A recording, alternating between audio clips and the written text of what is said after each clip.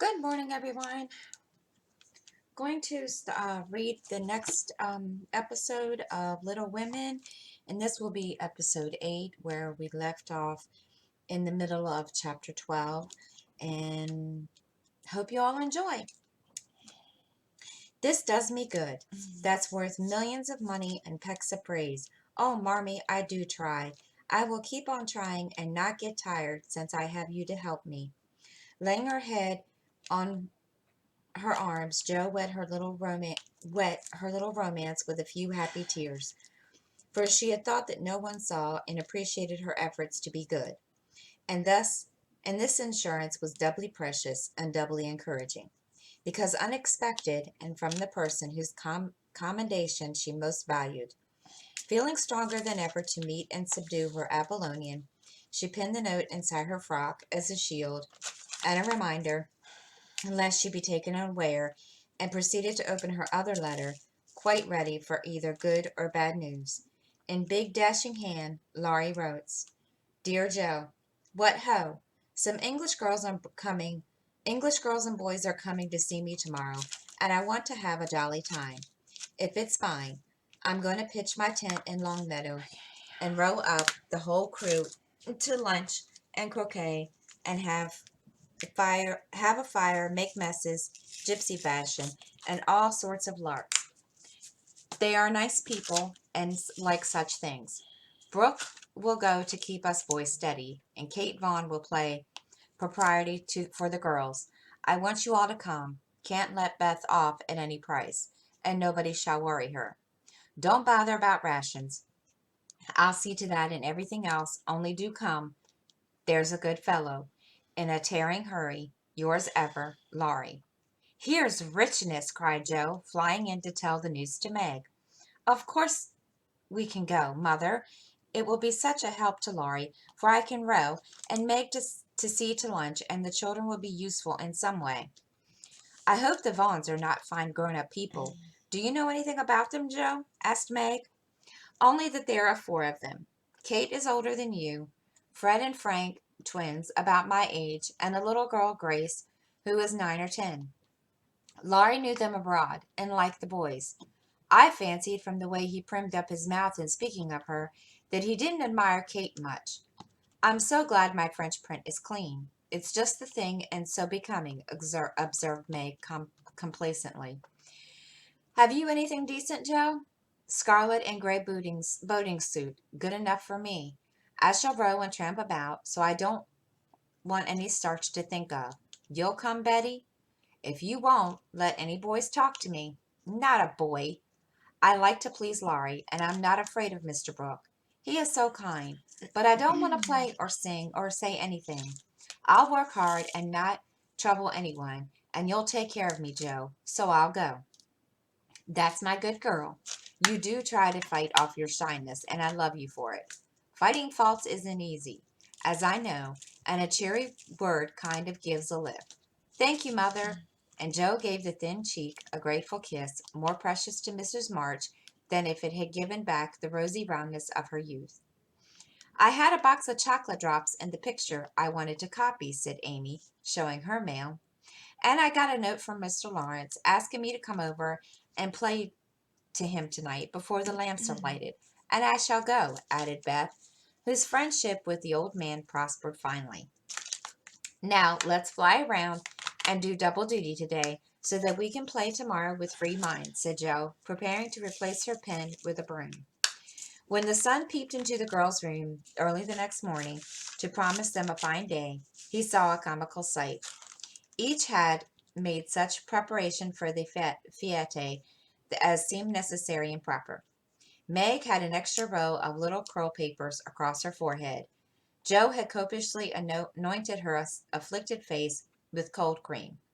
Beth had taken Joanna to bed with her to atone for the approaching separation, and Amy had capped the climax by putting a clothespin on her nose to uplift the offending feature.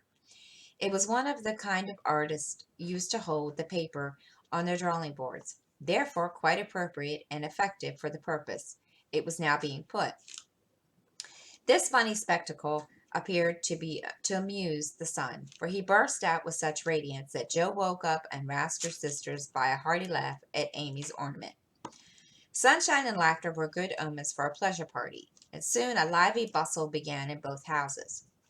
Beth, who was ready first, kept reporting what went on next door, and enlivened her sisters' toilets by frequent telegrams from the window.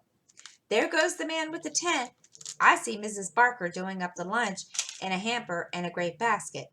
Now Mr. Lawrence is looking up at the sky and the weathercock.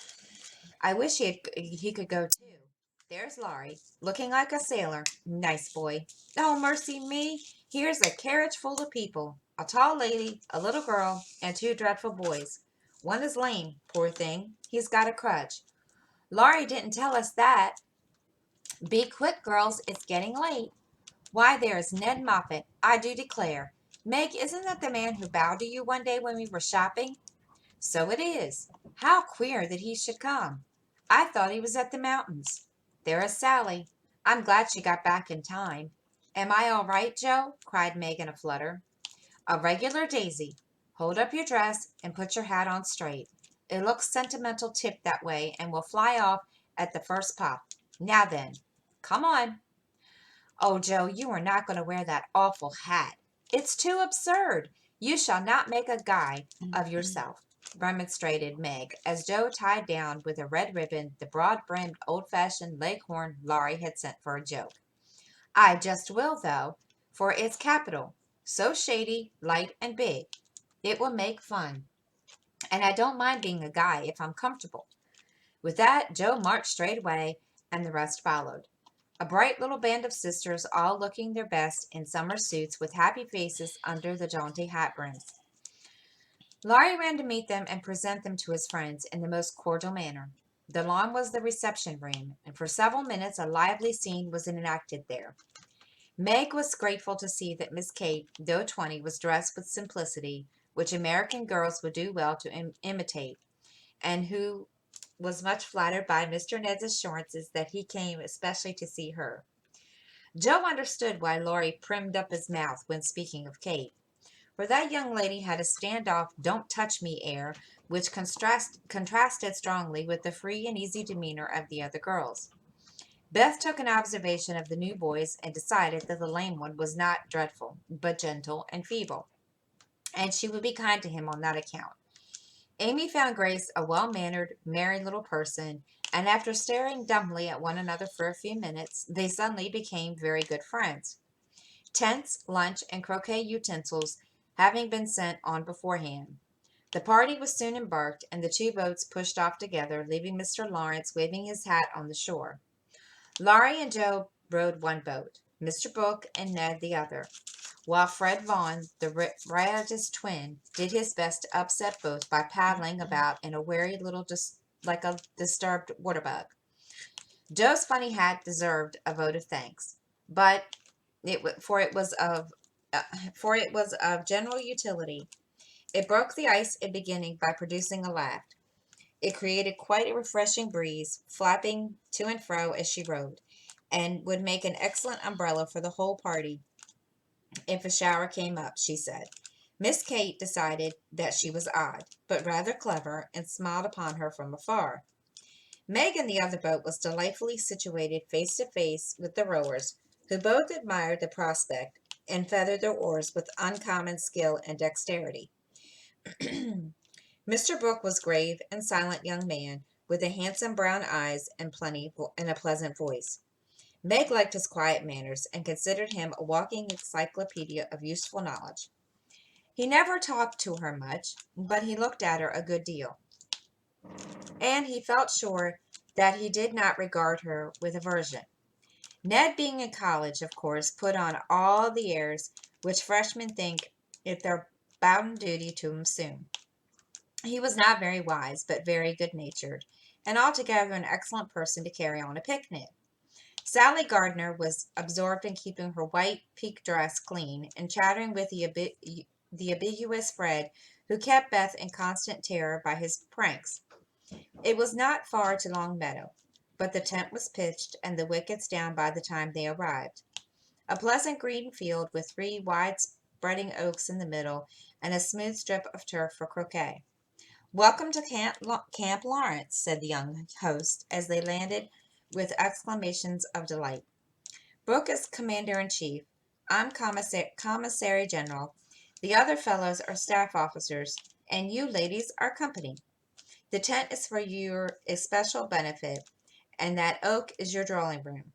This is the mess room, and the third is the camp kitchen. Now let's have a game before it gets hot, then we'll see about dinner." Frank, Beth, Amy, and Grace sat down to watch the game played by the other 8. Mr. Brooke chose Meg and Kate and Fred. Laurie took Sally, Joe, and Ned. The English played well, but the Americans played better, and contested every inch of the ground as strongly as if the spirit of '76 inspired them. Joe and Fred had several skirmishes, and once narrowly escaped high words. Joe was through the last wicket, and had missed the stroke, which failure ruffled her a good deal. Fred was close behind her, and his turn came before hers. He gave a stroke, his ball hit the wicket, and stopped an inch on the wrong side. No one was very near, and running up to examine. He gave it a sly nudge with his toe, which put it just an inch on the right side. "I'm through. Now, Miss Joe, I'll settle you and get in first," cried the young gentleman, swinging his mallet for another blow. "You pushed it. I saw you." "It's my turn now," said Joe sharply. "Upon my word, I didn't move it. It rolled a bit, perhaps, but that is allowed. So stand off, please, and let me have a go at the stake. We don't cheat in America, but you can if you choose," said Joe angrily. "Yankees are a deal with the most tricky, everybody knows." "There you go," returned Fred, croqueting her ball far away. Joe opened her lips to say something rude, but checked herself in time, colored up to her forehead, and stood a minute hammering down a wicket with all her might, while Fred hit the stake and declared himself out with much exultation. She went off to get her ball, and was a long time finding it among the bushes. But she came back looking cool and quiet, and waited her turn patiently. It took several strokes to regain the place she had lost, and when she got there, the other side had nearly won, for Kate's ball was the last but one, and lay near the stake. "By George, it's all up with us. Goodbye, Kate. Miss Joe owes me one." "So, you are finished," cried Fred excitedly, as they all drew near to see the finish. "Yankees have a trick of being generous to their enemies," said Joe, with a look that made the lad redden. "Especially when they've beaten him," she added, as, leaving Kate's ball untouched, she won the game by a clever stroke. Laurie threw up his hat, then remembered that it wouldn't do to exult over the defeat of his guest, and stopped in the middle of the cheer to whisper to his friend, "Good for you, Joe. He did cheat. I saw him. We can't tell him so, but he won't do it again. Take my word for it." Meg drew her aside under the pretense of pinning up a loose braid, and said approvingly, "It was dreadfully provoking, but you kept your temper, and I'm so glad, Joe. Don't praise me, Meg, for I could box his ears this minute. I should certainly have bowled over if I hadn't stayed among the nettles till I got my rage under control enough to hold my tongue. It's simmering now, so I hope he'll keep out of my way," returned Joe, biting her lips as she glowered at Frank from under her big hat. "Time for lunch," said Mr. Brooke, looking at his clock. "Commissary General, will you make the fire and get water while Miss March, Miss Sally, and I spread the table? Who can make good coffee?" "Joe can," said Meg, glad to recommend her sister. So Joe, feeling that her late lessons in cookery were to do her honor, went to preside over the coffee pot, while the children collected dry sticks, and the boys made a fire and got water from a spring near by. Miss Kate sketched, and Frank talked to Beth. He was making little mats of braided rushes to serve as plates. The commander-in-chief and his aides soon spread the tablecloth with an inviting array of eatables and drinkables, prettily decorated with green leaves. Joe announced that the coffee was ready, and everyone settled themselves to a hearty meal, for youth is seldom dyspeptic, and exercise delivers wholesome appetites. A very merry lunch it was, for everything seemed fresh and funny, and frequent peals of laughter startled a vulnerable horse who fed nearby. There was a pleasing quality in the table, which produced many mishaps to cups and plates. Acorns dropped in the milk, little black ants partook of the refreshments without being invited, and fuzzy caterpillars swung down from the tree to see what was going on. Three white-headed children peeped over the fence, and an objectionable dog barked at them from the other side of the river with all his might and main. "There's salt here," said Laurie, as he handed Joe a saucer of berries.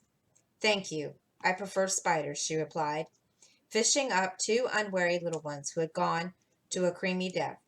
"How dare you remind me of that horrid dinner party when yours is so nice in every way," added Joe, as they both laughed and ate out of one plate, the china having run short.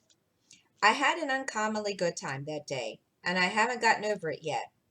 This is no credit to me, you know. I didn't do anything. It's you and Meg and Brooke who make it all go. I am no end obliged to you. What shall we do when we can't eat any more?" asked Laurie, feeling that his trump card had been played when lunch was over. "Have games till it's cooler. I brought authors, and I dare say Miss Kate knows something new and nice. Go and ask her. She's company. You ought to stay with her more. Aren't you company too? I thought she'd shoot Brooke, but he keeps talking to Meg, and Kate just stares at them through that ridiculous glass of hers. I'm going, so you needn't try to teach propriety, for you can't do it, Joe."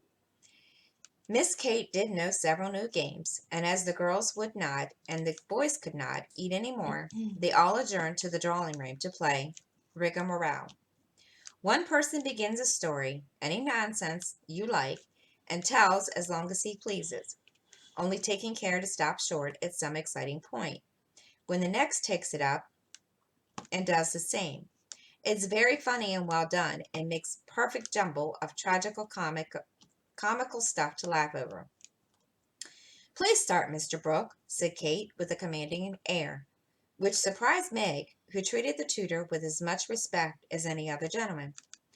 Lying on the grass at the feet of the two young ladies, Mr. Brooke obediently began the story, with the handsome brown eyes steadily fixed upon the sunshiny river. Once upon a time, a knight went out into the world to seek his fortune, for he had nothing but his sword and his shield. He traveled a long while, nearly 28 years, and had a hard time of it, till he came to the palace of the good old king, who had offered a reward to anyone who could tame and train a fine but unbroken colt, of which he was very fond. The knight agreed to try, and got on slowly but surely, for the colt was a gallant fellow, and soon learned to love his new master, though he was freakish and wild. Every day when he gave his lessons to this pet of the king's, the knight rode him through the city, and as he rode he looked everywhere for a certain beautiful face, which he had seen many times in his dreams, but never found. One day as he went prancing down a quiet street, he saw at the window of a ruinous castle the lovely face. He was delighted, and inquired who lived in this old castle, and was told that several captive princesses were kept there by a spell, and spun all day to lay up money to buy their liberty. The knight wished intensely that he could free them, but he was poor, and could only go by each day, watching for the sweet face, and longing to see it in the sunshine. At last he resolved to get into the castle, and ask how he could help them. He went and knocked. The great door flew open, and he beheld a ravishing, lovely lady, who exclaimed with a cry of rapture, at last," continued Kate, who had read French novels and admired the style. "'Tis she!" cried Count Gustav, and fell at her feet in an ecstasy of joy. "Oh, rise," she said, extending a hand of marble fairness. "Never, till you tell me how I may rescue you," swore the knight, still kneeling. "Alas, my cruel fate condemns me to remain here till my tyrant is destroyed. Where is the villain? In the mauve salon. Go, brave heart, and save me from despair. I obey, and return victorious or dead. With these thrilling words, he rushed away, flinging open the door of the mauve salon, and was about to enter when he received a stunning blow from the big Greek lexicon, which an old fellow in a black gown fired at him, said Ned. Instantly, Sir What's his name recovered himself, pitched the tyrant out of the window, and turned to join the lady victorious, but with a bump on his brow, found the door locked, tore up the curtains, and made a rope ladder. Got halfway down when the ladder broke. He went head first into the moat 60 feet below. Could swim like a duck, paddled around the castle till he came to a little door guarded by two stout fellows. Knocked their heads together till they cracked like a couple of nuts. Then, by a trifling exertion of his prodigious strength, he smashed in the door and went up a pair of stone steps covered with dust a foot thick. Toads as big as your fist, and spiders that would frighten you into hysterics, Miss March. At the top of these steps he came plump upon a sight that took his breath away and chilled his blood. A tall figure, all in white, with a veil over its face and a lamp in its wasted hand, went on Meg. It beckoned, gliding noiselessly before him down a corridor as dark and cold as any tomb. Shadow effigies in armor stood on either side. A dead silence reigned. The lamp burned blue, and the ghostly figure ever and anon turned its face toward him, showing the glitter of awful eyes through its white veil. They reached a curtained door, behind which sounded lovely music. He sprang forward to enter, but the spectre plucked him back and waved threatening before him. "A snuff-box," said Joe, in a sepulchral tone which convulsed the audience. "Thank'ee," said the knight politely, and he took a pinch, sneezed 7 times so violently that his head fell off.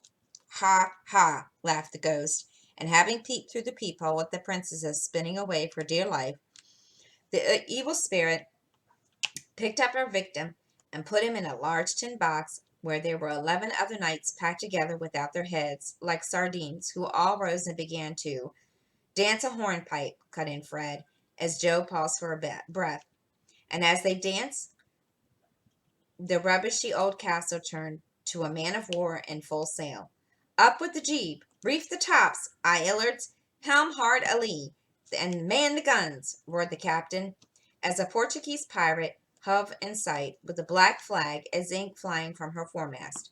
"Go in and win, my hearties," says the captain, and a tremendous fight began. Of course the British beat. They always do. "No, they don't," cried Joe aside.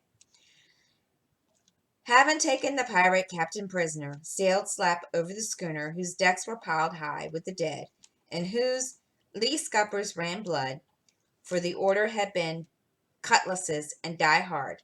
Bosun's mate takes a bite of the flying jib sheet and start this villain if he doesn't confess his sins double quick, said the British captain. The Portuguese held his tongue like a brick and walked the plank, while the jolly tars cheered like mad.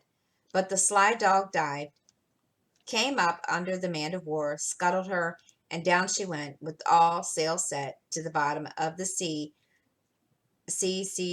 where, oh gracious, what shall I say? Cried Sally, as Fred ended his rigmarole, in which he had jumbled together pell-mell nautical phrases and facts out of one of his favorite books. Well, they went to the bottom, and a nice mermaid welcomed them, but was much grieved on finding the box of headless knights, and kindly pickled them in brine, hoping to discover the mystery about them, for being a woman, she was curious. By and by a diver came down, and the mermaid said, "I will give you a box of pearls if you can take it up," for she wanted to restore the poor things to life, and couldn't raise the heavy load herself.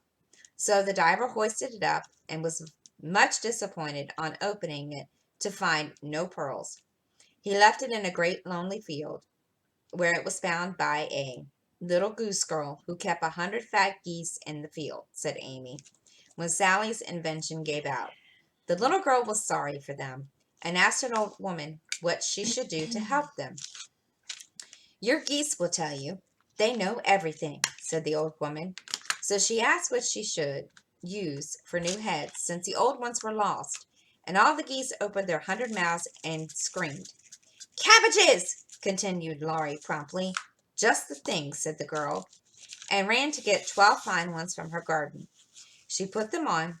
The knights revived at once, thanked her, and went on their way rejoicing, never knowing the difference, for there were so many other heads like them in the world that no one thought anything of it. The knight in whom I'm interested went back to find the pretty face. I learned that the princesses had spun themselves free, and all gone and married but one. He was in a great state of mind at that, and mounting the colt, who stood by him through thick and thin, rushed to the castle to see which was left. Peeping over the hedge, he saw the queen of his affections picking flowers in her garden. Will you give me a rose? He said. You must come and get it. I can't come to you. It isn't proper, she said, as sweet as honey. He tried to climb over the hedge, but it seemed to grow higher and higher. Then he tried to push through, but it grew thicker and thicker. He was in despair. So he patiently broke twig after twig, till he made a little hole, through which he peeped, saying imploringly, Let me in! Let me in! But the pretty princess did not seem to understand, for she picked her roses quietly and left him to fight his way in. Whether he did or not, Frank will tell you. I can't. I'm not playing. I never do, said Frank, dismayed at the sentimental predicament of which he was to rescue that absurd couple. Beth had disappeared behind Joe, and Grace was asleep. So the poor knight is left to be sticking in the hedge, is he? Asked Mr. Brooke, still watching the river and playing with the wild rose in his buttonhole. I guess the princess gave him a posy and opened the gate after a while, said Laurie, smiling to himself as he threw acorns at his tutor. What a piece of nonsense we have made. With practice we might do something quite clever. Do you know truth? I hope so, cried Meg soberly. The game, I mean. What is it? Asked Fred. Why, you pile up your hands, choose a number, and draw a line in turn. The person who draws at the number has to answer truly any question put by the rest. It's great fun. Let's try it, said Joe, who liked new experiments. Miss Kate and Mr. Brooke and Meg and Ned declined, but Fred, Sally Joe, and Laurie piled and drew, and the lot fell to Laurie. Who are your heroes? Asked Joe. Grandfather and Napoleon. Which lady do you think prettiest? Said Sally. Margaret. Which do you like the best? From Fred. Joe, of course. What silly questions you ask. And Joe gave a disdainful shrug as the rest laughed at Laurie's matter-of-fact tone. Try again. Truth isn't a bad game. It's a very good one for you, retorted Joe in a low voice. Her turn came next. What is your greatest fault? Asked Fred, by way of testing her in the virtue he lacked himself. A quick temper. What do you most wish for? Said Laurie. A pair of boot-lacings, returned Joe, guessing and defeating his purpose. Not a true answer. You must say what you really do want most. Genius. Don't you wish you could give it to me, Laurie? And she slyly smiled in his disappointed face. What virtues do you most admire in a man? Asked Sally. Courage and honesty. Now my turn, said Fred, as his words came last. Let's give it to him, whispered Laurie to Joe, who nodded and asked at once, Did you cheat at croquet? Well, yes, a little bit. Good. Didn't you take your story out of the Sea Lion? Asked Laurie. Rather. Don't you think the English nation perfect in every respect? Asked Sally. I should be ashamed of myself if I didn't. He's a true John Bull. Now, Miss Sally, you shall have a chance without waiting to draw. I'll hire up your feelings first by asking if you don't think you are something of a flirt, said Laurie, as Joe nodded to Fred as a sign that peace was declared. You impertinent boy! Of course I'm not, exclaimed Sally with an air that proved the contrary. What do you hate most? Asked Fred. Spiders and rice pudding. What do you like best? Asked Joe. Dancing and French gloves. Well, I think truth is a very silly play. Let's have a sensible game of authors to refresh our minds, proposed Joe. Ned, Frank, and the little girls joined in this. While it went on, the three elders sat apart, talking. Miss Kate took out her sketch again, and Margaret watched her, while Mr. Brooke lay on the grass with a book which he did not read. How beautifully you do it! I wish I could draw, said Meg, with mingled admiration and regret in her voice. Why don't you learn? I should think you'd had taste and talent for it, replied Miss Kate graciously. I haven't time. Your mamma prefers other accomplishments, I fancy. So did mine, but I proved to her that I had a talent by taking a few lessons privately. Then she was quite willing I should go on. Can't you do the same with your governess? I have none. I forgot young ladies in America go to school more than with us. Very fine schools they are, Papa says. You go to a private one, I suppose? I don't go at all. I'm a governess myself. Oh, indeed, said Miss Kate. But she might as well have said, Dear me, how dreadful.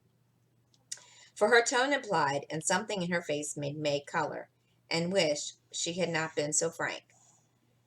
Mr. Brooke laughed, looked up, and said quickly, Young ladies in America love independence as much as their ancestors did, and are admired and respected for supporting themselves.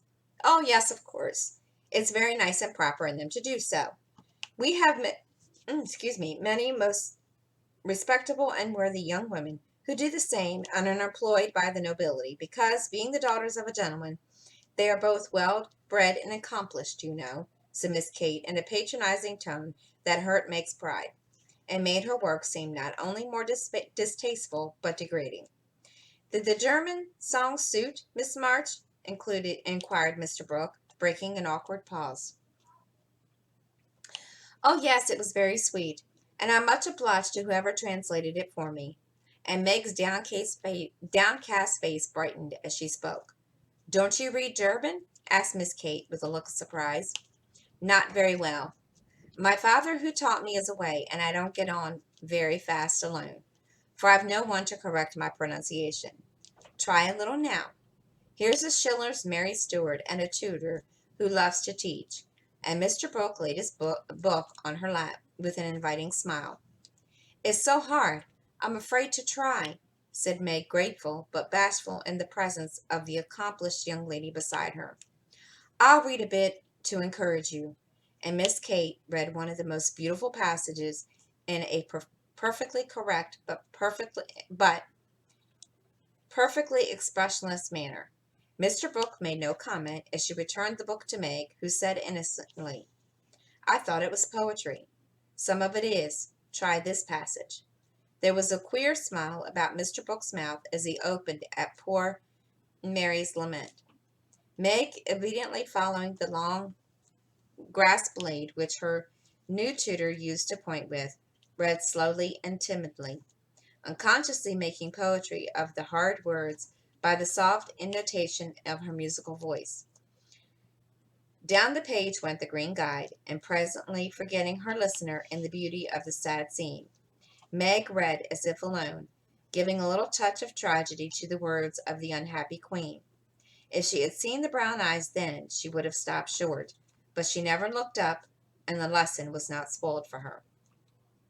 Very well indeed, said Mr. Brooke, as she paused, quite ignoring her many mistakes, and looking as if he did indeed love to teach. Miss Kate put up her glass, having taken a survey of the little tableau before her, shut her sketchbook, saying with condescension, You've a nice accent, and in time will be a clever reader. I advise you to learn, for German is a valuable accomplishment to teachers. I must look after Grace. She is romping. And Miss Kate strolled, adding to herself with a shrug. I didn't come to chaperone a governess, though she is young and pretty. What odd people these Yankees are. I'm afraid Laurie will be quite spoiled among them. I forgot that English people rather turn up their noses at governesses and don't treat them as well as we do, said Meg, looking after the retreating figure with an annoyed expression. Tutors also have a rather hard time of it there, as I know to my sorrow. There is no place like America for us workers, Miss Margaret. And Mr. Brooke looked so contented and cheerful that Meg was ashamed to lament her hard lot. And I'm glad I'll live in it then.